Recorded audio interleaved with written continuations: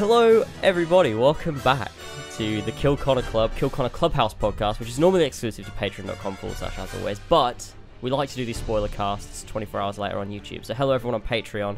Hello, everyone on YouTube a little bit later on. I'm one of your hosts, James, and I'm joined, as always, by Tyler. As always, how are you feeling now, my friend? Feeling better? Not bad, not bad. The voice is still a bit dodgy, but I'm feeling fine. Yeah. So. Yeah, get that. That's good. That's fantastic. But what are we talking about today? Well, today we're doing a spoiler cast, so that means full spoilers for the movie Solo, a Star Wars story. So if you haven't seen it and you're a fan of Star Wars, go see it. If you're I know what James thinks of the movie, I know what I think of the movie. If you're a person that's like, no, I'm holding out, I just want to hear what you guys think fully and spoil it, I don't care. I'm being honest with you. If you like Star Wars, go and see it. Go and see it, then come and listen to this podcast and save it for afterwards, because we're going to talk about everything and anything related to this movie, and then do predictions and talk about what could potentially be setting up with the Star Wars universe or any theories we've got. So this goes just beyond this movie and what it implicates as well for the future. So everything Solo Star Wars story related is in this podcast. So click away if you don't want to know. And as well, because of the sweet vintage lads over at patreon.com/as always, we do these spoiler casts that not only on Patreon 24 hours early, but then free to the public. And it's thanks to these sweet vintage lads who are helping power this podcast. And those sweet vintage lads are King Richard III, Ballsack 47, Tman or Travis, Billy, the Team Tynamite Captain Robertson, Josh Devillier, Damian, Get to De Chopra, welcome, a new sweet vintage lad, welcome, my friend, Mario 5380, Lumistrad, Josh Jordan, Mick Z68, Ben or Modorox, TheHumbleWorm, Elstico 91, Emil Katborg, Austin, Sjors, GdayItslaZer, Prudhvi Muvva, Shaded Rav, Julli, Adam Sundling, HBuds 12, SaggyTits, Jayce the Last Medici, TheACMJS, and again, I feel like that's just people are changing their names constantly on Patreon, James and Lad, Frankie Gaffney, Yazen, Joe the Sexy Boi Smith, Brian Ford, Connor Durose, GingerNutJared, big up LongEaredFox or George Walford, Joshua Maurer, Gene, Marcus Blackburn, Seth, Oscar, Ravjai, Son of a Bitch, Ogeaidogo, Brendan or BQ Overlord, and Pink Flame. 313. Thank you, sweet vintage lads, for helping power this podcast. Now, James, let's get in to the spoiler cast for Solo, a Star Wars story. Tell me, just in general, overall, what did you think of Solo? I mean, I went in with low expectations, even though I'd heard a lot of people were liking it, and you specifically said, you know, it was a lot better than you thought, it was a good time. But I still went in thinking, I'm still going to hate this movie, and I'm going to be the odd one out. But I think it took a little bit to sort of, for me to get into it. I think for the first little while, I was like, this is a bit weird. But sort of, I think it was within like the first couple scenes, I did notice the bloke, I forget his name, playing Han Solo, was doing a really fucking good job. Like, there was a couple moments in the opening, like it gets better as you sort of go through it, but like in the opening, there's a couple moments where his mannerisms are really good as Han Solo, and I was sort of like, that sort of drew me in. I was like, oh, this guy's not even actually that bad, and sort of drew me into what was going on. And Alden Ehrenreich is the name of the guy that plays Han Solo. Not saying that. I'll call him Alden. Alden, yeah. But yeah, it's sort of there was never a moment when I was watching the movie when I was like taken out of it and I was like, oh, this is bad acting or something like that. I was always sort of invested in it, which was good. And yeah, overall, just had a really good time. I think it was a really great Star Wars movie. Nothing like mind-blowing and like super special, like it's the best movie ever, but like it was a really solid movie, a really good time. You know, obviously some negatives like there always is, but overall, yeah, it was a great Star Wars movie. Yeah. Overall, I'd probably agree. Like, I thought it was, I went in with very, very low expectations. I went to see it specifically so I could then talk shit about the movie, because I feel like I can't really talk shit about a movie if I haven't seen it. So I was like, look, I've got to see it. Let's go. It's Star Wars. And I told you before I even went, I was at the theater. Usually when it's a Star Wars movie, I'm just super hyped and I'm anticipating the ads to finish. But with this movie, I kind of was like talking through the ads, like wasn't even thinking that I was about to watch a Star Wars movie, and then it goes a long time ago in a galaxy far, far away. I was like, oh shit, I'm about to watch a Star Wars movie, and then you're in there, and it's a fast start, but it did take me a good amount of time to get into the movie because I had certain expectations. I'm not sure. But as well, I mean, overall, the first third, I think I put into kind of thirds. The first third of the movie I thought was kind of all over the place. It took me, I wasn't really that into it. Like, I liked Alden Ehrenreichs, I don't fucking know. Alden's performance as Han Solo from the start, at no point did I not enjoy it. Of course, there's a couple lines here and there maybe, but overall, his performance was great. I thought Woody Harrelson was really good. Emilia Clarke was decent. Donald Glover was good as Lando. And yeah, like I said, the first third, bit of a struggle to get into, but then bit of a struggle because I was like, what's this movie even about? Like, what's the story? What's the complication? What are they trying to get to at the end of this movie? What's the point? Because the first third is a whole lot of shit and setting up it rather than the movie itself. And it was a long setup. Then the middle third was a whole bunch of storyline that I already knew from Star Wars history, you know, the Kessel Run, everything like that. Like, there was no, it was fun, and it wasn't bad, and I was into all the characters, but there was no like tension because I know exactly what's going to happen, and I wasn't like worried for the characters. But it was the last third of the movie that stood out, was a piece of the story that you've never heard about, and I was tense with, and I thought it was quite predictable because as it was happening, I'm like, oh, okay, this is about to happen. And I was right pretty much every time, but still, it was cool because it was something new, and I didn't actually know how it was going to end with certain characters. Obviously, I know Han Solo isn't dying, and I know Lando's not dying, but Kira, who's played by Emilia Clarke, and Beckett, played by Woody Harrelson, I don't know what happens to them when you're watching it. So that last third was really good, plus the big surprise that we'll get to in a bit. But yeah, overall, it was fun. Again, not my favorite, not by no means my favorite Star Wars movie. It's better than the prequels. Anyone that thinks that it's bad as the prequels, I'm not really sure what you're talking about. I thought it was better, but I thought it was, in the middle mark, a middle mark Star Wars movie, a bit of fun. And but I enjoyed it. Like, if with my low expectations, I was very happy when I left. Like, more happy. I was more happy than with The Last Jedi, even though I do think I like The Last Jedi better than this. I think it's a better movie overall. But in terms of expectations, I had way higher expectations for Last Jedi, whereas this I had very low, and I left going, oh, that was cool. I had a lot of fun. I'm really happy with that. And the more I think about it, it's actually better, not worse, sort of thing. Yeah, I agree. I think there's a lot. I think one of my favorite things was, I don't know, I think my opinion on it's changed in the past few years on when fan service is put into things, and I think I really enjoyed the fan service in Solo. Like, I just enjoyed them referencing things, and even if it's dumb shit. I mean, the only thing I didn't like is right at the very beginning when the Imperial officer's asking him, like, oh, what's your name? And he's like, oh, it's Han. And then he's like, oh, what's your family name? And he's like, I don't have a family. And the guy's like, okay, so Han Solo. And it's like, oh, are you kidding me? Okay, hang on. How about this? How about let's start breaking it down in terms of, like, from start to finish. The references that set up made Han Solo who he is, and whether we kind of liked it or didn't like it. Okay. Because there's definitely parts I liked and definitely parts I didn't like. Now, opening scene, Han Solo's being chased, and then Emilia Clarke's character comes in, and they kiss. So clearly they're a couple, and they're trying to find these the fuel. What's it called? Hyperfuel? What's it called? Oh, I don't fucking remember. Yeah, and they're so they can sell it to get the money to get off the planet, because they're just working for pieces of shit, an underground, I guess, Star Wars drug trafficking rings, I guess. What did you? So right from the get go, it's Han Solo, character we already know. We don't know Kira, who's Emilia Clarke's character. From this moment and then to the end, what did you think of their relationship? Did you like it, or did you kind of, I don't know? Did you like their relationship in them? I did at the beginning. Like, I believed it, and I was sort of into it. I was like, yeah, these two are really cool together.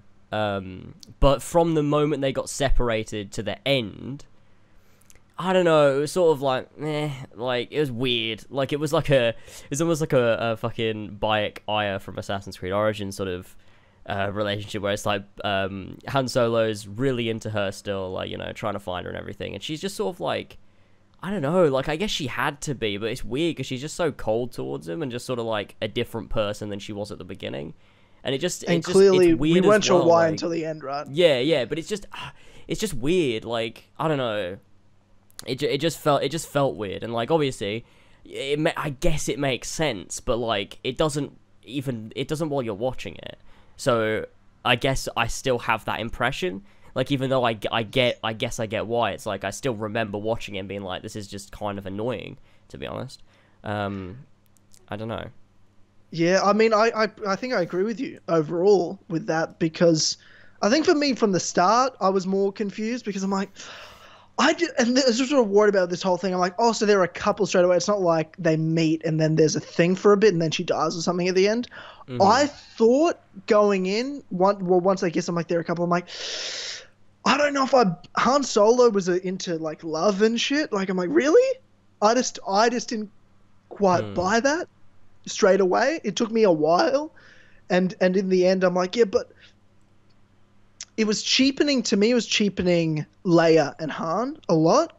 Like, the relationship that we know is the most important and that's coming. It did until the end, because I thought this woman, I thought Kira has to die. That's what in my head this whole movie was leading for me, because I was sure there's story elements like the Kessel Run and will they get the credits they need and everything like that. That's the movie. But there's no tension there. I know Han lives. I know they make the Kessel Run in 12 parts. Like, there's things I knew that were going to happen. But to me, the whole movie was leading up that I was like, how's Kira die? That's, to me, what a big part of the movie was. And from the start, I was like, oh, I don't like. So what? He's in love with this girl. He's in love with her from the start of the movie. They get separated. He spends 3 years with nothing but not focused on himself, focused on, getting money to get her. That's not very Han Solo like. And then they connect again. I'm like, but then she's going to die, and this girl he loves so much is going to die, and then he's going to be broken, and then there's no real mention of it, and he moves on to Leia. To me, that cheapened it. So it actually made sense, and I preferred the way this ended, where it wasn't a death, it was a betrayal. So that's why he's a cold-hearted, doesn't think about that sort of stuff, and it took Leia to bring that out of him.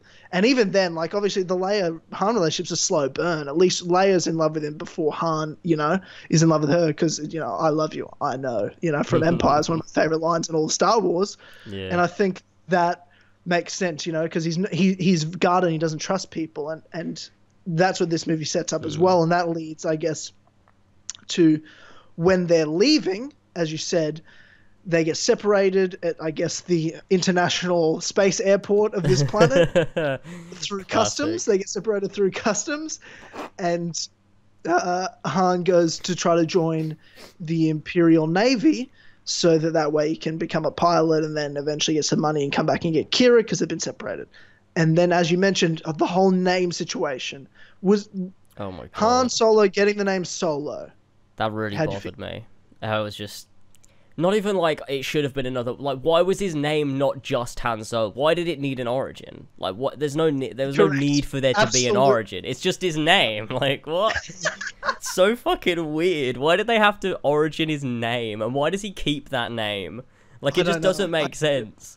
Like, he's he's in fucking so like when you see like Finn call him just Solo in episode 7, it's like, that's because that bloody random Imperial bloke gave him that name and he just kept it. Like, it doesn't make sense. You're telling me Han Solo took the name Solo from an Imperial officer who gave it to him and then kept it with pride forever. He hates he hates the Imperials, and then he names his son with the last name Solo. Yeah. Not Organa, not Skywalker, Solo.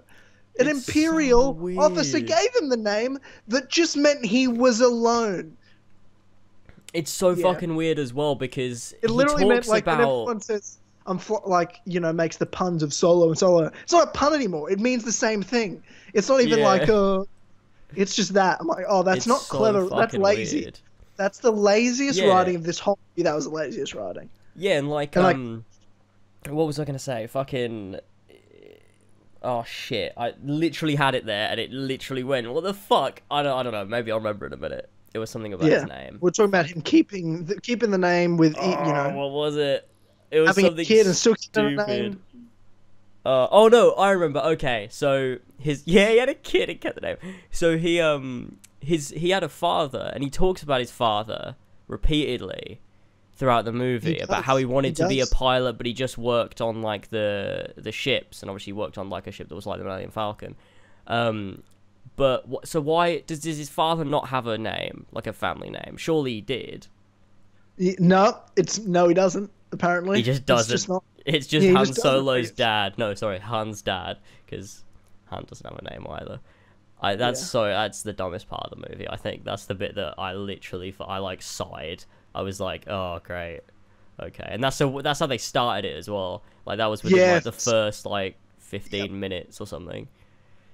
I thought that's what we're in for, and I guess I may have forgotten a part of the spoiler because I really, you know me, I like going in almost order of how things get introduced, and then we talk about how it ended up.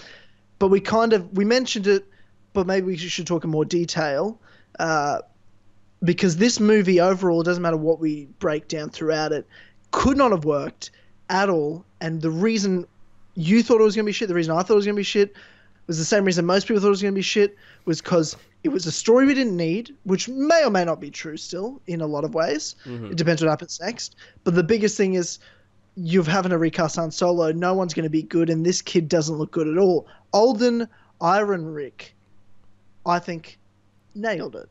Yeah. And do you agree that he nailed it, or am I overstepping? Do you just think he was... No, yeah, I agree. There was certain moments where, it wasn't just like a couple times. It was like quite a lot through the movie. There were certain moments where he had these mannerisms that were just like he did nail it, and I was just like smiling to myself like that is Han Solo, like I believe it. It's not like I'm not trying to convince myself, like I believe it is him. And I think it's so strange they didn't market it like that. They marketed it like he's really bad.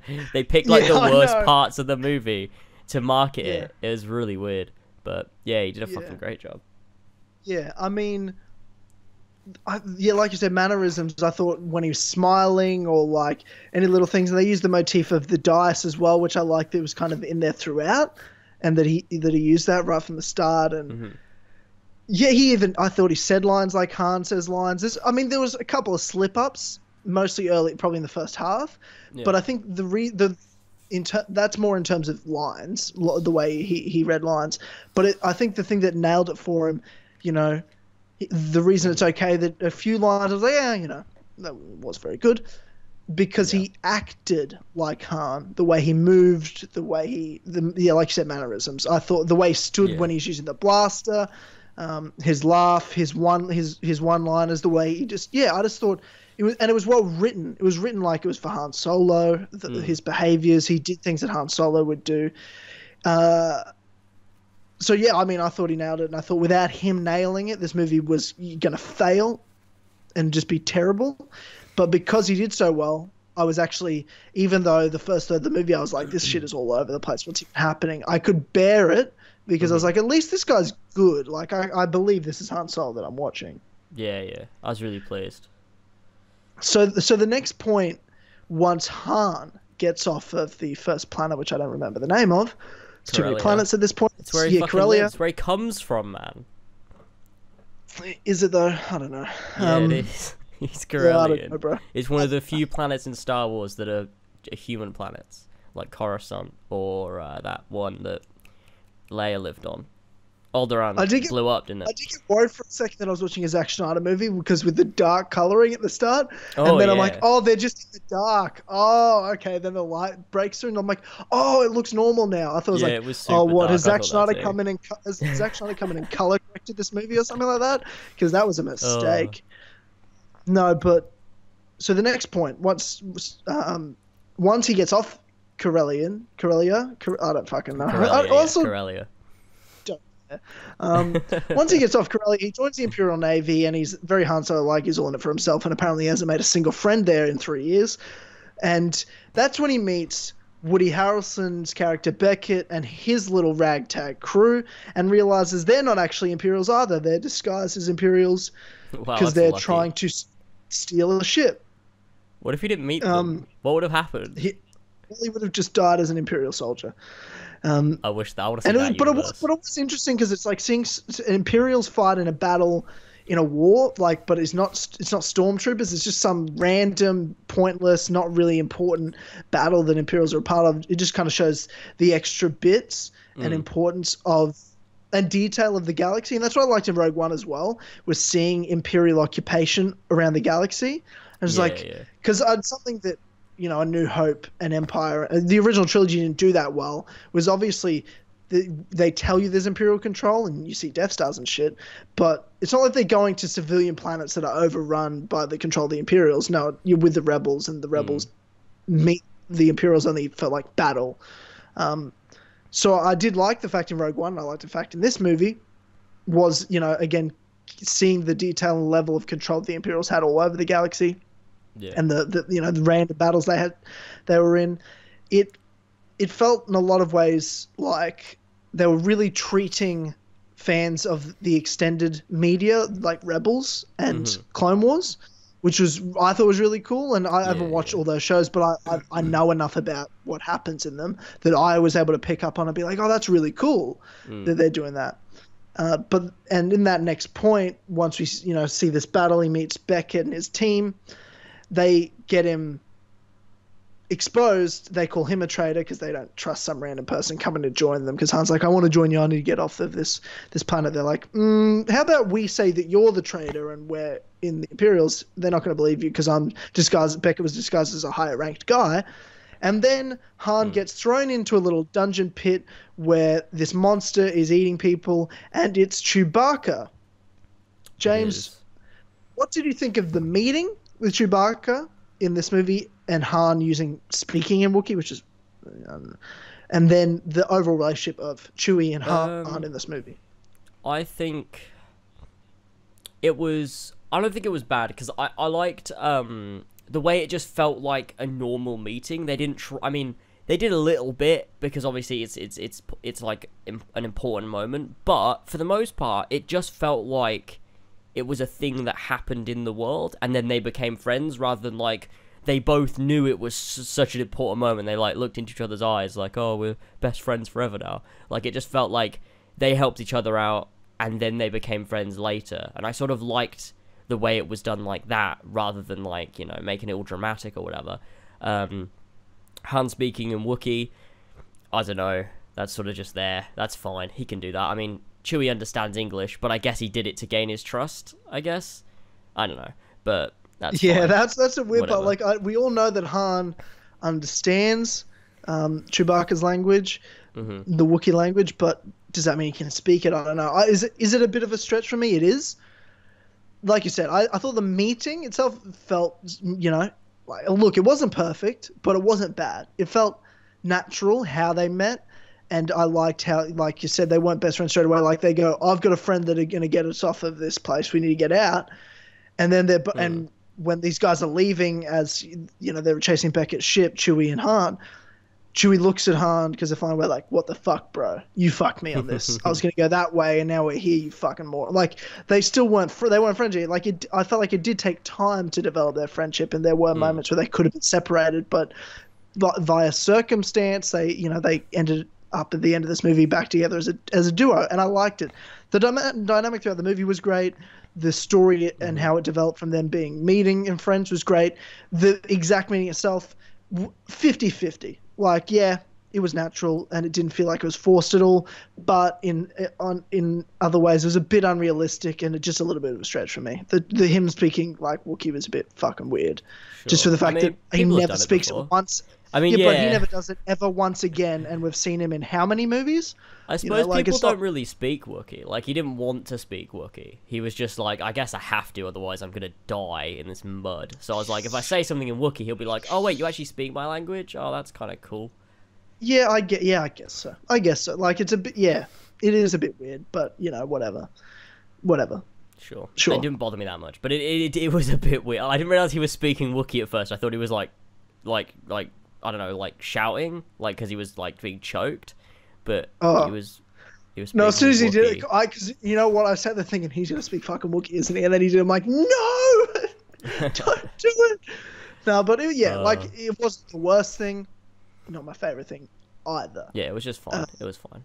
Yeah. So after this, we're introduced to Beckett's team. I don't know who they are because they didn't live long, but you've got hang on, let me look at the full, just so I can get everyone's names right. Let's look at the full cast. So you've got something, and then the thing with arms. Val, who's Thandie Newton, who played Val, who was his wife. And then you have Jon Favreau, Happy, from the Marvel Universe, who played the multiple armed guy. Oh my god, yeah, I didn't fucking know that. That's awesome. It's like, I turned to Harlan and I go, dude, that's Happy. He goes, oh shit, it is too. Oh, so that's cool. And you know, you get introduced to this team. I'm like, okay, is this the team that Han and Chewie join, and then they do this mission together? I'm like, because they kind of get you introduced to them, and I'm like, they're kind of cool. And then nope, they're dead. Yeah, like, I thought they were main characters. Like from the trailers as well, I thought they were main characters. Which, you know what? Something that I really like about the marketing for this movie is that the trailers didn't necessarily portray the entire plot the way that it was in the movie, which I liked. Cause they always do that, man. Star Wars are all great at that. Like, the best. I guess, but I felt specifically with this movie, when I was watching it, I was like, oh shit, I don't actually know what's going on. And I just enjoyed watching it to find out what was going on. Rather than sort of being able to piece it together. Because I thought I understood the plot of the movie. Like, I thought that train heist was going to be quite a big part of the movie. But, you know, it wasn't. And I kind of liked that I didn't really know what the fuck was going on for most of it, because I was like, oh, I can just sort of enjoy the ride, which was quite fun. Yeah, that's true. That's true. But, yeah, I agree. I mean, I think Star Wars do that the best. I really do. I think they, with their marketing, the way they don't show like the story and everything. Yeah, I think they're the best at it. And that's, I guess I just didn't expect that from this movie. So I guess that's why it stands out a bit more. Yeah, I was like, well, how can they? Because, you know, we already know what happens. Han doesn't die. Han wins and accomplishes whatever. What if he does die? And someone else becomes Han Solo. Harrison Ford comes along and picks up his gun. Yeah, that's what I was like. Then they get a CGI'd. Like at the end, it's just like Han Solo gets shot in the head, and yeah, they get a CGI'd Harrison Ford like they did with Tarkin Rogue One, and steals his identity. It's like, and the movie just ends with him going, "Looks like I shot first," and then that's it. And I mean, like, I would stand up and applaud because so dumb, it's brilliant, it's genius, it's so stupid, it's genius. That'd be so funny. Beautiful. That would be canon. A masterpiece. Yeah, hilarious. I thought that was hilarious. To get back to the movie, though, at least in order, once this sequence sort of goes on, and this, you know, we won't dwell on this because it's not a major moment. It's a major moment in the movie, not a major moment for Han Solo. Val dies, Happy dies, and then you've got Beckett, they lost the fuel source, whatever it's called, the hyperfuel. I'm just going to call it hyperfuel. It's not called that. I'm calling it hyperfuel because I forgot, and people hate me. I'll look it up. I'll try to figure it out. Because the pirates that were trying to steal, there's the conflict between the pirates and Beckett's team. No one got it. It blew up, and Beckett lost everything.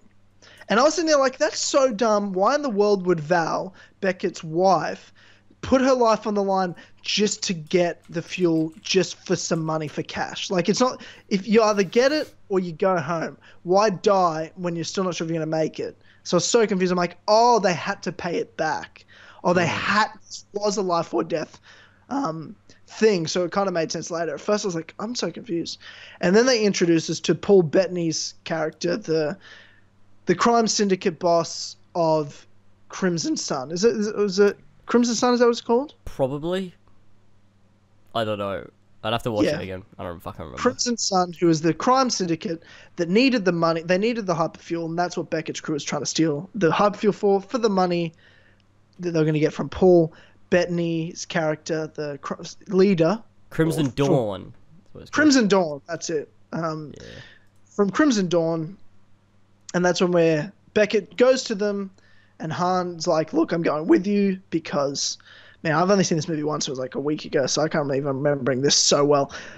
He goes, I'm going to come with you. And Beckett's like, but if he sees you're now in it. He'll know that you're a part of my crew, and that means you have to deliver, or else he'll kill you if you don't, as well as me. He already knows me. Why you want to come? He's like, we're in this together, sort of shit. So they go. Beckett goes to talk with Paul Bettany's character, the crime boss, and then Han Solo's walking around, just trying to not fuck around. Same with Chewbacca. Chewbacca fucks off, and he runs into Kira, who's working there. The girl who was going to go back for, his love interest, Emilia Clarke's character, and they reconnect. Blah blah blah blah. Here's probably 45 minutes in, 50 minutes in, maybe even an hour in. We're now at the point where we're setting up what the story's about. Kira's working for Paul Bettany's character in the crime syndicate. We don't know how she's been brought in, but we know she's like his girl sort of thing. And she's being sent along with Han Solo, Chewbacca, and Beckett to try another way to go get the hyperfuel. And then... Mm-hmm. And then... I'm trying to find out what this shit is. Coaxium. Yeah, coaxium, that's the word I'm looking for. But they need to... They're not going to... It's hyperfuel, but sure. Yeah, but that's what it's for. That's what it's used for, I'm pretty sure. Yeah, they put it in the thing. And it goes... Yeah. Boom. Yeah, that's what it's used for, yeah. So they need the coaxium, but they had to go get raw coaxium because they couldn't get that much proper, coaxium. It's just fucking... It's a bit of a weird story. It's a very detailed... You've really got to be a Star Wars nerd to kind of be interested in this stuff, to be honest. So they go, but they need a ship. Mm-hmm. So they go and find Lando and LC3. What the fuck's the droid's name? L337. It's like lead. Yeah, we'll just say L3. Anyway, yeah. Lando and L3, because they need the Millennium Falcon. So, Falcon? I'm saying like Darth Vader. A Millennium Falcon. Do you know Darth Vader says that in what was it? I think Empire? He was talking to you've got to find Han Solo. You must find the Millennium Falcon. And I'm like, oh, okay. Classic Darth Vader. Anyway, what an idiot. Fuck you, Anakin. So, what did you think of, now that we meet Lando and L3, what did you think of Donald Glover as Lando, him throughout the movie, and also L3, the droid? Okay. I thought Lando was great. I thought it was really good. I thought he, from the minute he showed up, I thought he sounded like Lando and stuff like that. I thought he was really great. He wasn't a huge character in the movie, but for what he did, he was really good in the role. So I enjoyed that, and I enjoyed him meeting Han and their sort of back and forth and stuff. That was quite interesting. The robot, fucking the droid L3. I don't know. She was a bit annoying, to be honest. I don't know. She was literally, I just turned to Han and go, it's a social justice warrior droid. They literally just got a social justice warrior droid in this movie. That's who that is. She always sounded really angry, and it just kind of put me on edge a little bit. I was just sort of every time that droid was going to speak, I was like, oh, fucking, she's going to say something and be really angry about something. And it felt like she didn't fit with the crew. Everyone was friends, and she was just pissed off at everyone. So I'm happy she died. Although, you fucking, what the fuck? Why was Lando in, an intimate relationship with this droid as well? What was going on there? What was this, weird, I thought that was a joke. I thought it was a joke, but it's not. But then I was like, wait, what? Yeah, because dude, he gets really upset, and then the fucking guy that wrote the movie put out a tweet where he was like, I don't regret doing whatever I did with Lando's sexuality, blah, blah, blah, blah. We need equality for everyone, blah, blah, social justice warrior bullshit. So actually, it was meant to be that. Okay. Which was really, it was just really strange. That felt out of character to me. When Lando was because it's never it's never in Empire or Jedi that he ever is sexually attracted to droids. It's weird. I just didn't find anything L3 said funny, and then... Oh no, I hated that character completely. And then it's thankfully the droid died, and I enjoyed that a lot. Yeah, fuck. Yeah, so that was good. And but Lando was great, and then them playing, I guess, Star Wars poker. And Lando's obviously... Sabak. Yeah, using... Thanks, bro. Sabak. You're welcome. Space poker. Anyway, they're playing space poker, and Lando's device in his sleeve to get the right card, so he wins. Han doesn't get the ship, but then they bring Lando in anyway for a cut of the money they'll get for getting the coaxium. Yeah. God, I keep getting keep burping. It's alright, man. It's okay. Yeah, thanks, bro. So then we go forward in the Millennium Falcon. It's all brand new, looks great, and looks all together. And I'm like, oh wow, so this is what it looked like when it was fresh and new and clean on the inside before Han got it. Yeah. And we go on this journey finally, and on what is the Kessel Run. So they go to Kessel and get and this whole coup happens. Like it was an alright sequence, but you kind of knew it. Look, it wasn't how I kind of expected this to all go down when I thought of the Kessel Run. I wasn't really sure what it is, but it was okay. It was a fun little sequence. Chewie goes off. I wasn't, I was like, oh, Chewie's gone. Is he coming back, or is he gone for the movie or something, or until the end, or? But he just went and helped the enslaved Wookiees. Yeah. And there's no mention of, Chewie didn't go, by the way, I know some Jedi, hung out with Yoda in Revenge of the Sith. But yeah, the big coup happens. That's when we get to see Han really in action for the first time, not as a pilot, and really go at it. And that's when you see him do the stance and everything. And Lando's a bit of a pussy when his stupid droid dies. Yeah. And then they get the coaxium and they get out of there. And then we see the Kessel Run. Did you like the Kessel Run, James? I did like the Kessel Run. I enjoyed it. I think it was one of the better sections of the movie. I always enjoy, some nice space action in Star Wars movies, and it being the Kessel Run and it being in a big horizontal tornado of I don't know what the fuck it was really cool. It looked great. That was a fun time. You had some TIE fighters. The music was fucking sick as well during that sort of chase sequence, because it was they sort of combined the TIE fighter attack from A New Hope with the asteroid. It was like the asteroid field music from Empire when they're trying to navigate the asteroid field. Those two pieces of music together, so it was like two pieces of music when the Millennium Falcon was flying, and it sounded cool. So I like that. That's an interesting point. They really, I felt.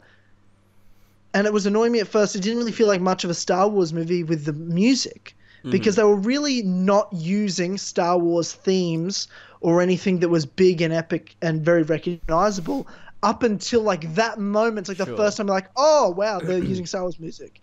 And it really, because Star Wars, one of the biggest parts of Star Wars to me is the music. What did you think of the music? Well, like, I mean, I liked the soundtrack. Did you like that they used it sparingly? But yeah, I think I liked that it wasn't like every 5 minutes was like, oh, here's the Rebel theme, like, all the time. Like, oh, here's Star Wars music, I think when it kicked in and it played that iconic music from A New Hope and Empire during the Kessel Run, I was just like, oh, this is fucking awesome. Like, this is where the music should be. This is where it deserves to be.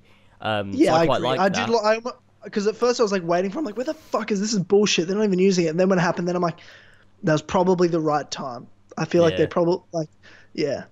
I prejudged a lot of things whilst watching the movie, like, where the fuck is this? Where the fuck? But eventually, like, it would answer the questions I had, which I kind of liked. It was like, fuck. It kind of had the middle finger up to me a bit through the movie, which was, I respect that. I really do respect that. Yeah. I like that. I definitely like that. And the Kessel Run overall was really interesting. It was really cool. That whole set, like, I mean, like, the whole bit when they're, like, getting sucked into that vortex thing, it's like, okay, we know the Millennium Falcon doesn't get destroyed. We know all these, like, Han Solo and Lando and Chewie don't die, so they can't die. They've obviously got to get out of this. But, at the same time, it was really tense, and I quite liked that whole section where it was like, oh, what's going to happen here?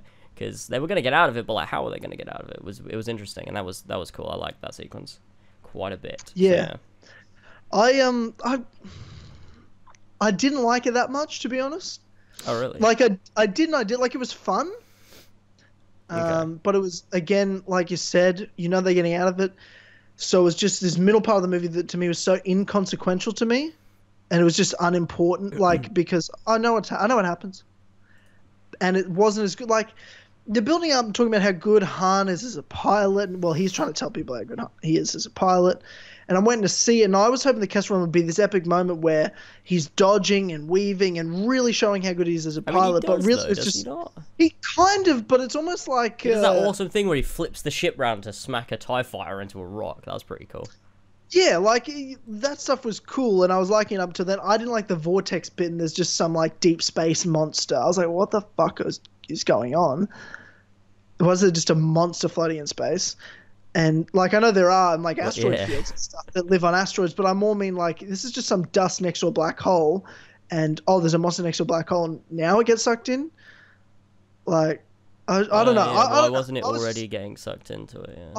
I don't know. Like, I don't know. Maybe I'm thinking, I just kind of was like, to me, the Kessel Run meant fast. Like, it meant he smashed through this It's some extraordinary pace that no one's been able to do because no, because he has to cut it, doesn't he? That's literally the point. Because a parsec is like distance, isn't it? No. I get that, and that's fine. I'm not mad at that. What I'm saying is, when the vortex comes in, it stops the action. And that's just not what I envision the Kessel Run being. I envision it being tense, but tense in a fast-paced way. And to me, it stopped the action. And to me, when you do the Kessel Run in 12 parsecs, yet you're stopped for 5 minutes. I'm like, well... Yeah, I was thinking at that point, like, would it not have been faster to just do it in 20 parsecs rather than trying to cut it? Because you probably would have got there at the same time. Like, because the point wasn't that you needed to get there in a shorter distance. The point was to get there in a shorter amount of time, wasn't it? Because you didn't want the coaxium to, like, break down or whatever. So I did find that strange. Because I think the point of cutting the corner and, like, getting there in 12 parsecs instead of 20 was because they wanted to get there quicker. But they didn't get there quicker. It probably would have taken about the same time. Yeah, it was a bit odd. Look, it was a bit odd. Yeah, it was a bit strange. But I liked it because it was cool, because it's like you get to see the Kessel Run that he's always bragging about, which is cool. We had to see it. It was there. I didn't hate it. I didn't love it. It was just like, yeah, okay, that was fun. I had fun. Not really, consequential or anything because, again, we knew it. But afterwards, they head to some other desert planet that happens to be in Star Wars. There's a few of them. There's some water in this one, which is different. That's a bit interesting. Mixing it up a bit. Yeah, they were. Because they're delivering the raw coaxium to get processed and give it to Crimson Dawn and get their reward. Now, the Millennium Falcon was pretty much destroyed and looked like we know the Millennium Falcon to be throughout it. And they get off and get the coaxium in time, the raw coaxium in time to get developed. I don't know if developed's the right word, processed, whatever. Yeah, sure. And Crimson Dawn show up. But before that, pirates show up. These pirates that we saw at the start of the movie that, the reason Val died and Happy died. Oh, no. Because they were trying to get the coaxium. But it turns out they're not pirates, and they weren't trying to steal the coaxium. They were trying to get it away from Crimson Dawn because these are rebels, James, the whole time. Yeah. What did you think of this plot twist, the rebels are the pirates, and they're trying to convince Han and Beckett to not give the coaxium to Crimson Dawn? I don't know. I'm sort of indifferent on it. I'm not like, oh, that was cool or that was terrible. It's just sort of, yeah, I guess. Star Wars, isn't it? Yeah, sure. Like, it's just sort of a thing that happened. It was a bit of a New Hope storyline in the sense of Han's his own man, does his own thing, but then in the end he decides to help the rebels. I was like, I kind of like the because I think what they do nicely in this is they don't rewrite Han's character. Like when we meet Han in a New Hope, obviously he's more experienced, he's seen a lot more shit, and he's a lot more cynical. And he's trying to be this sort of, this smuggler, this bad guy, this sort of outlaw, and he's trying to be that, but really he just needs certain people to bring out who he really is, which is, he's the good guy, and that's sort of what this movie was. And I quite like that, because it means that, obviously he's going to go through some more shit, and he's going to try his best to be, this Han Solo that he wants to be, until he meets Luke Skywalker and Obi-Wan and Leia, and that's when he sort of really just embraces who he is, which is, he's a hero. So I think I like that they're sort of just showing that side of him, rather than just being like, oh yeah, he was just a really terrible person until he met Luke. Because I like that there's an underlying sort of goodness to it. Yeah, I agree.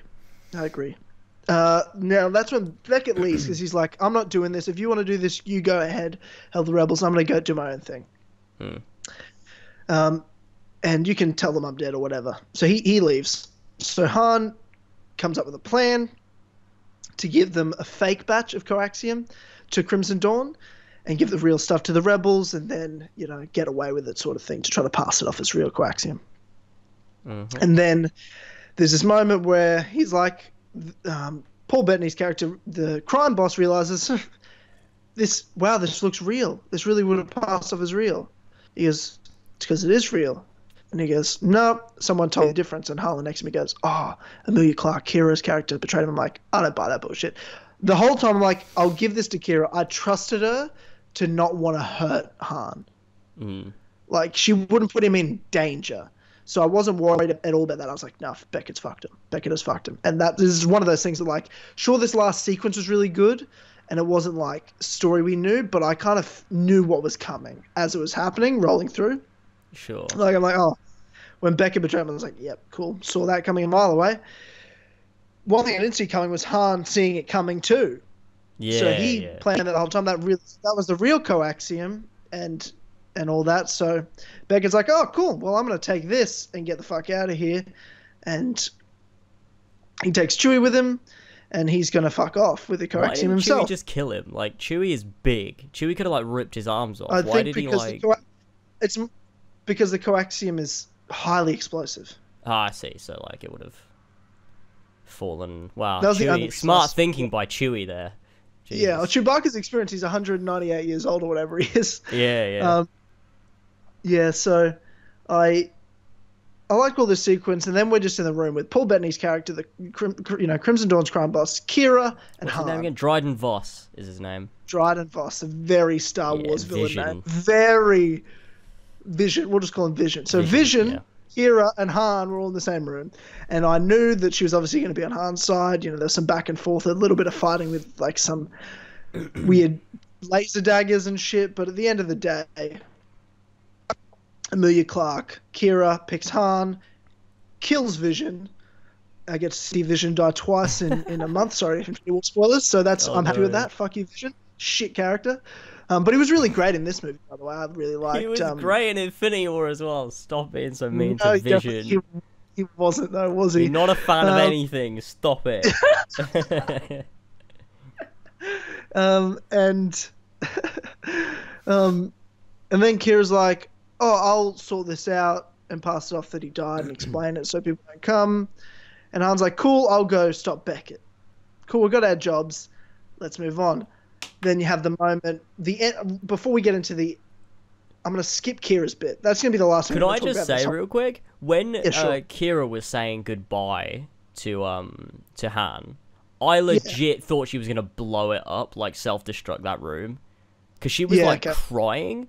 And I was like, obviously, what actually happened, I didn't fucking expect. So I was just like, she's probably going to like blow it up for some reason or something. Or maybe do something else bad. I don't know. It was weird. As soon as she looked at those jewels, man, I'm like, oh, no, she's in it for herself. She doesn't want to hurt Han, but she's in it for herself. Like, when it comes right down to it, she wants something. And that's the reason she's really there the whole time. As soon as she looked, I'll give this movie the movie isn't very subtle. To me, it just made everything was very obvious as it was happening. Like, obviously, I didn't know from the start what was going to happen, but as it was happening, I'm like, okay, this is where it's going. As soon as they did the shot of the jewels and Kira look at the jewels, I'm like, oh, Han's all safe. She's cool with that. I know she loves him and cares for him, but she is in it for herself, 100%. Is she? I felt more like she was trapped, like she wasn't able to get out of it, and she didn't want to put Han in danger. No, I don't believe that. I think she was totally in it for herself. Yeah, I do. She looked very sad. I feel like she was... She was sad. She cares about Han. She was sad to say goodbye to Han, but she had a choice, and she made her choice, which was to be the leader of Crimson Dawn and replace Vision and work for who is running all the crime syndicates. But we'll get to that in a second. Let's wrap up Han Solo's part of the movie before we get into the implications of what could be next. Sure. Han Solo meets Beckett down there, and then you have this moment of, you know, shit talking between the two of them, and how Beckett's just, you know, what Han could be if he was, you know, not secretly like we all know, the good guy. And then Han shoots first, and you have, of course, the moment Han shot first. What do you think of that whole section with him killing Beckett? I really liked it because I was expecting, because Beckett goes, oh, no, you better listen close because I'm going to teach you the most important lesson. And then obviously he just kills him. And obviously I was expecting him to say something. I was expecting someone to say, like, shoot first. I was expecting that. And when they didn't, I was actually happy. I was happy because I was expecting them to do that. But instead they just did it. I mean, it wasn't subtle, but it wasn't, like, super, like, on the nose. So I was like, yeah, that was nice. Whatever. That was cool, I guess. Like, it was just, again, it was another piece of fan service that was like, ah, yeah, that's cool. Like, I just enjoyed it for what it was. Just have fun with it. So, yeah, I liked that final scene. And their little exchange as well. Their little, like, sort of talk was nice. And then Han gives the coaxium to the rebels. And they're like, "Do you want to join us?" He's like, "Nah, not for me. Well, maybe one day." And this is obvious foreshadowing that it's Han Solo. He becomes one of the greatest heroes of the rebellion of all time. And Han goes off on one mission with Chewie. Him and Chewie are sticking together because he sees, and we'll get to Kira's scene, but Kira leaves because she's in it for herself and flies off with Crimson Dawn ship, and she takes over. So she leaves Han there. Han knows exactly what happened because he's a smart guy, and that's, you know, that little betrayal. I was like, wow, I was waiting for the moment that she was going to die in this movie, but she didn't, which I like better because it makes more sense for Han not being some sad sack about women, but being like distrustful of them. I like that better because that's what Han is. It didn't make sense he had a love interest unless he was betrayed, not like he lost her. I like that. Han and Chewie go get the Millennium Falcon and outdo Lando in that card game and have that last scene with them. I loved that scene. I don't know about you, but that last scene was cool. And he saw the device for space poker, and I'm just calling it space poker on purpose now. And then Han wins the Millennium Falcon from Lando by using his own tricks that Lando used earlier in the movie. And him and Chewie wrap up the movie talking about going to Tatooine, where they're going to meet some crime boss to get some jobs. And they fly off together at the end, and he puts the dice on the top, and there's Han's ending. What did you like the setup there at the end? Yeah, I did like that. I like the whole scene with Lando and with Han doing the so he like wins the Falcon properly and he outsmarts him and everything. It sort of adds more depth to their meeting on Bespin and Empire, when they sort of like when Lando's like, oh, what'd you do to my ship? And then Han's like, oh, your ship, I won that fair and square. And I think that's it just sort of adds that little thing. Like, I think that's something this movie did a lot of, is it adds depth. It didn't to totally a lot ruin of everything. Little things. So like when you see I think it's another thing that Rogue One did, is when you watch those moments, you're like, oh, it's cool because I remember it from this other movie, and it's just like, I like the little connections that don't rewrite the movie or like ruin the movie or change the movie. They just add to it, and I like that. I think this movie did a lot of that. So this was 10 years before A New Hope, correct? Is that the story? Yeah. Okay. Yeah. So obviously a lot more happens to Han, but sure, I don't feel like anything that much more major can happen to him. Like, because I feel like I can see from that ending, okay, that's how he becomes Han Solo. I can see exactly how he becomes the Han Solo we meet on Tatooine in A New Hope. I feel like if he's involved with some big stuff and they make a sequel or a trilogy of Han, you're pushing boundaries, making it a bit too ridiculous, and it won't make sense anymore of why we meet Han the way he is in A New Hope. Now, I mean that by, if we rewind a bit to Kira's ending and why she leaves and becomes the Crimson Dawn leader, she has a conversation over a hologram with the leader of not just Crimson Dawn, but I believe all the crime syndicates, like the main leader of all 5 syndicates. And I heard this voice, and he's got a hood, and I'm like, it's like some Sith Lord, but I don't recognize. Oh man, when I heard his voice, that's not the Emperor. And then Harlan just goes, because Harlan's watched all of Rebels and Clone Wars, so he heard the voice, and he goes, that's Maul. And I'm like, bullshit. And then I looked at the legs, and I'm like, get fucked. That's Darth Maul. Oh man. I was like, oh my god, that's Darth Maul. What's happening right now? Yeah. What was your reaction? I remember when it popped up, I was like, okay, this is going to be interesting, because it was like, okay, hologram, this is going to be interesting. And then I heard his voice, and I'm like, shit, that's Sam Witwer, who voices him in Clone Wars and Rebels. I was like, that is fucking Sam Witwer. And I was like, are they going to do fucking Maul? Like, what is this? And then I saw the metal leg, and I was like, oh my god, they're fucking doing this. And me and George were like freaking out. We were like, are they actually fucking doing this in this movie? And then he obviously reveals, pulls his hood down. It's like, holy shit, they've done it. What is going on? This came out of nowhere, but it was so fucking sick. The way he's so accurate to Clone Wars and Rebels as well. Like, he's got the same lightsaber, same voice actor, and I believe the guy who's playing him it's Ray Park, right, from The Phantom Menace. I think I saw that somewhere. I don't know. They dubbed over Sam Witwer's voice, which was super interesting. And he looked so fucking awesome, and he looked like Maul, and he sounded like Maul, and it was Maul, and it was so fucking cool. And yeah, I'm just looking forward to see what they do with that. I mean, like, there's a lot of ways that could go. And yeah, that reveal was just, I mean, it came out of nowhere, but it was so fucking sick. Like, I think that really boosted the movie in terms of how much I like it for me, because it was like an importance. Yeah, it adds that importance to it, and it adds that sort of like link to the rest of Star Wars canon. And it was just like, I don't know, it felt like it was rewarding to be a Star Wars fan. It felt like, you know, it was worth being invested in Star Wars as a franchise when they do things like that. And so yeah, I just really fucking like that scene. That was great. Wow, yeah, I was taken off guard.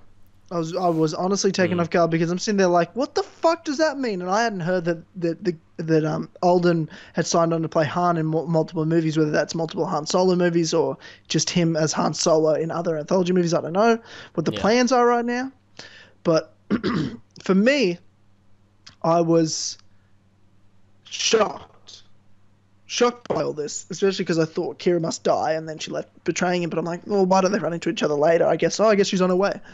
But then when Maul's there, I'm like, oh, okay, so there's something here. And I'm like, if they don't do anything with this, if there's no follow-up to this story in some way, I don't care whether it's a Han Solo movie or another movie, that whole scene sucks.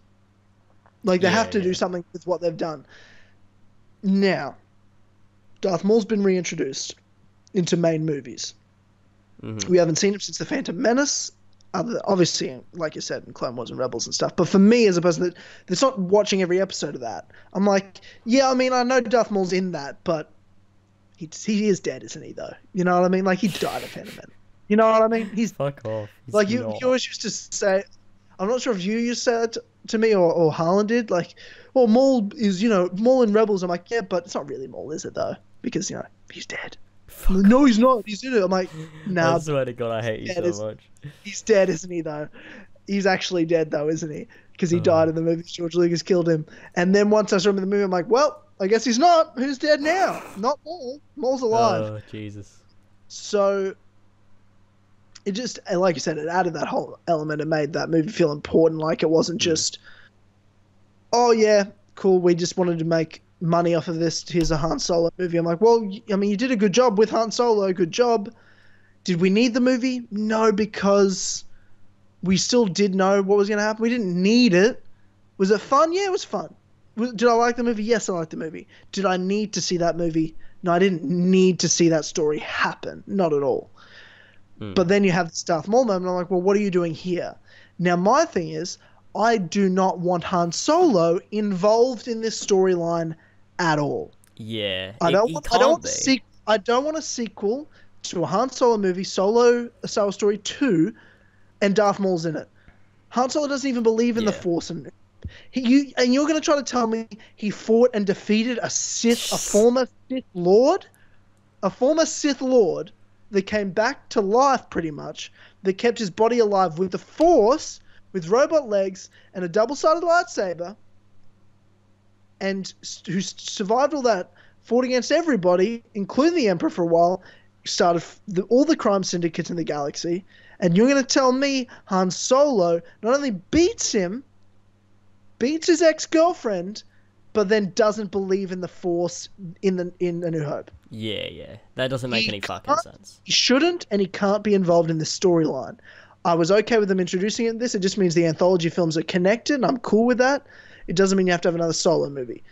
Maybe it's in a Boba Fett movie. You've got a bounty hunter who's involved with, you know, crime syndicates. That makes sense. Do I want a Boba Fett movie? No, but it would make sense that that's involved in there.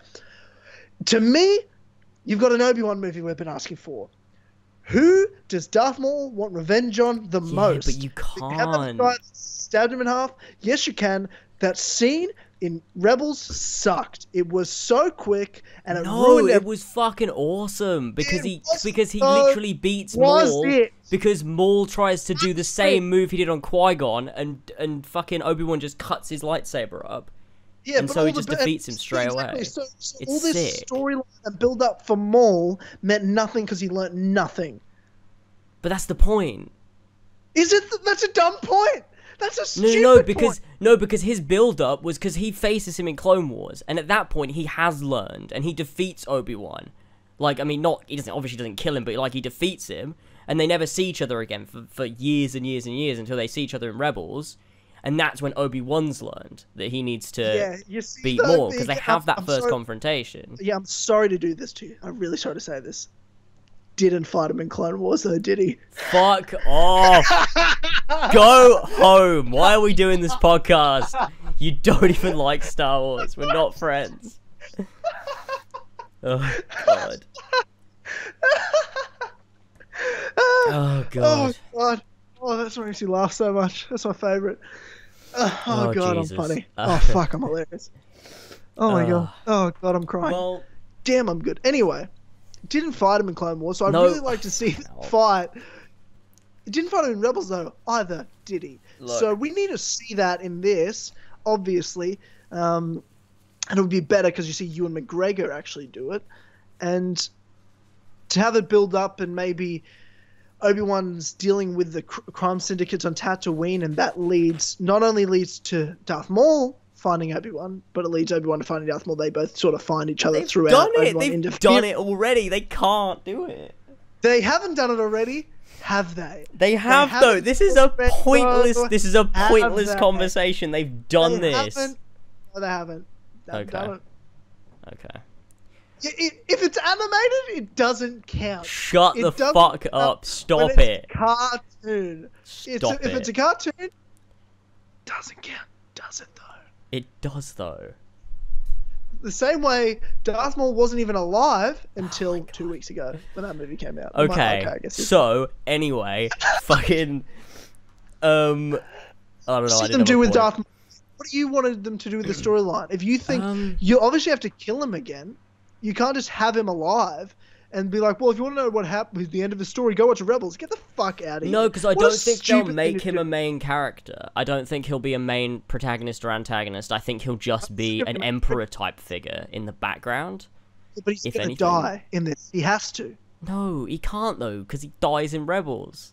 No, he doesn't, though. Oh, my God. Does he? No! I'm joking about this. I'm being serious. It doesn't fucking count. They've got to do it again. Of course it fucking counts! They've brought him back in the movies. They kill him again in the movies. I don't care if they recreate the same scene. No. I don't give a fuck. No. That scene is happening.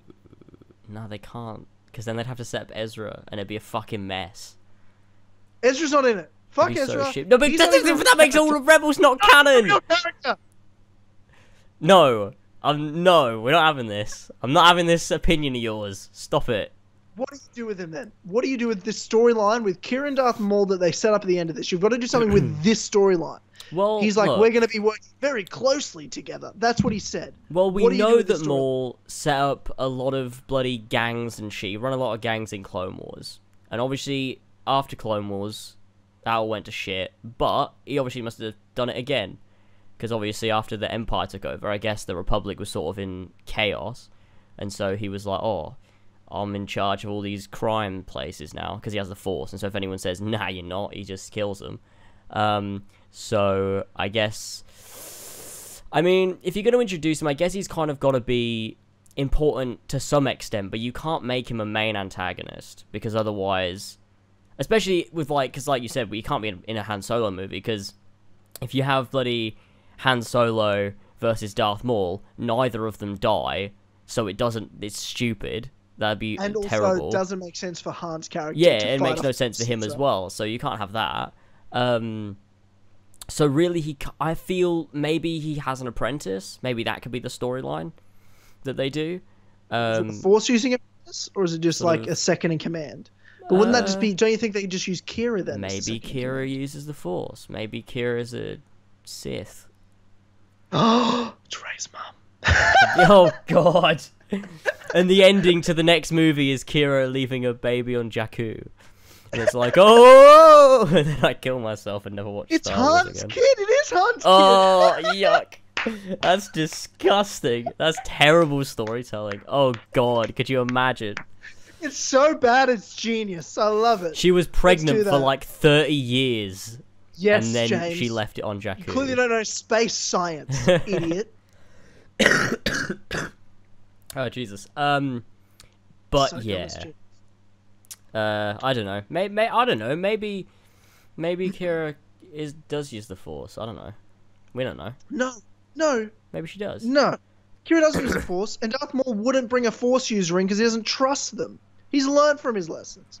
He tried to make Ezra his apprentice. So he clearly wants a Force wielding apprentice. But he didn't though.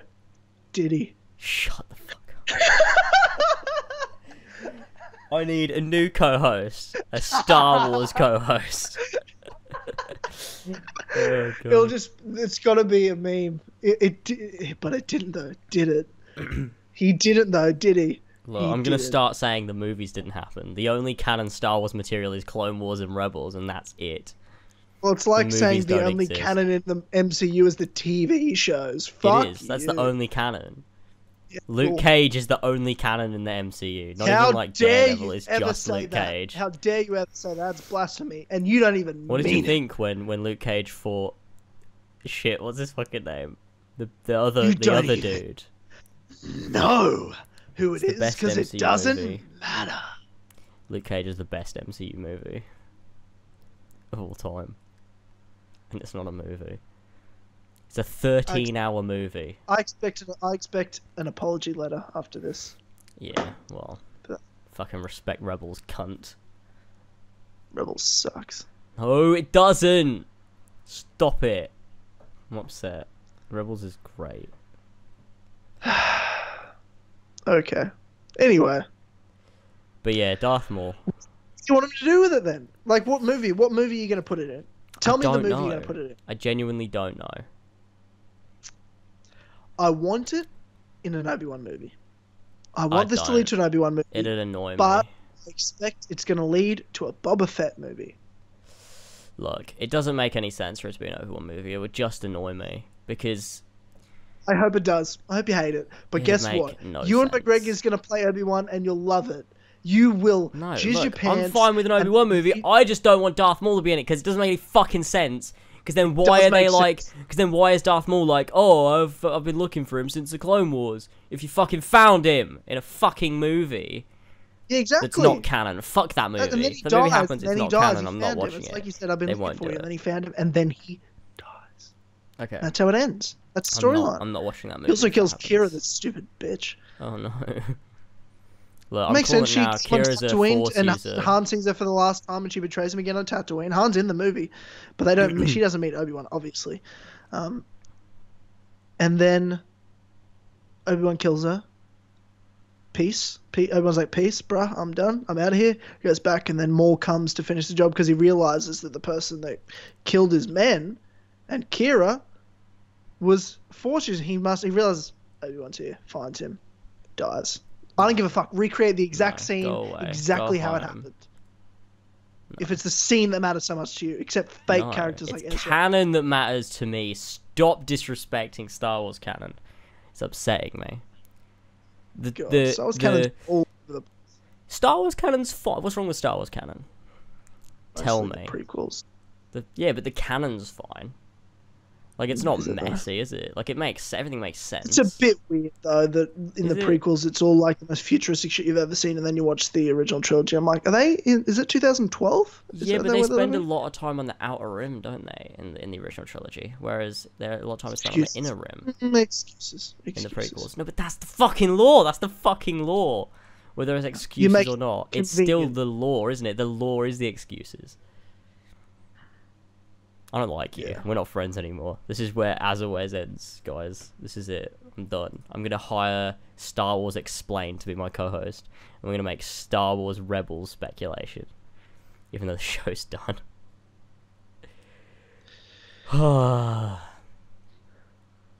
Yeah. What are we talking about? Anyway. They're going to use it. They've got to use it in something. So I think it'll probably be in a Boba Fett movie. Yeah, they have to. They have to do it. But not a Han Solo movie. I think we agree it's a sequel to Han Solo. Don't do it. That'd be That'd be terrible. You did a good job.